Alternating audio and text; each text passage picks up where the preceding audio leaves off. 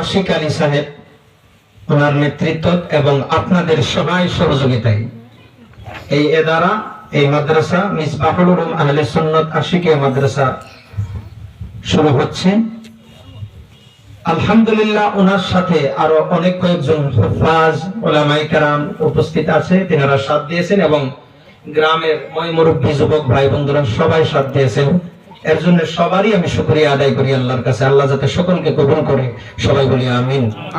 আজকের এই মাহফিলে উপস্থিত মুরব্বিয়ান সমাজ, যুবক ভাই বন্ধুরা, উলামায়ে কেরাম, ছোট ছোট বাচ্চারা এবং আমাদের এই আওয়াজ যতদূর যাচ্ছে সকলকে হৃদয়ের গভীর স্থান থেকে সালাম এবং মোবারকবাদ পেশ করছি। আসসালামু আলাইকুম ওয়া রাহমাতুল্লাহি ওয়া বারাকাতুহু।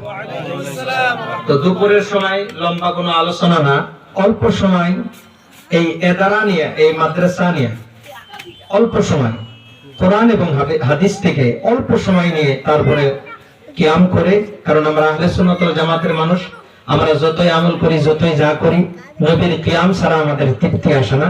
আমরা শেষে কিয়াম করে আখেরি মুনাজাত করে আল্লাহ যা নসিবে মিলায় আলহামদুলিল্লাহ সবেই গ্রহণ করে যাব।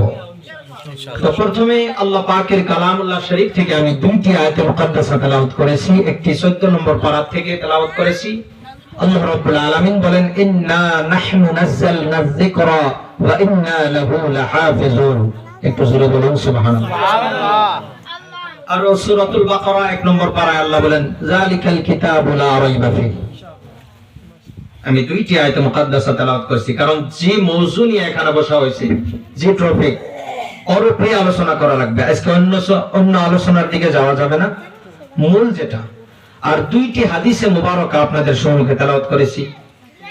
এর মাধ্যম দিয়ে আপনাদের সম্মুখে একটা ইদারা, একটা ইলমের ইদারার, একটা মাদ্রাসার কতটুকু গুরুত্ব, একটা মাদ্রাসার কতটুকু প্রয়োজন, আর মাদ্রাসার দ্বারা আমাদের কি কি হবে। আসুন এই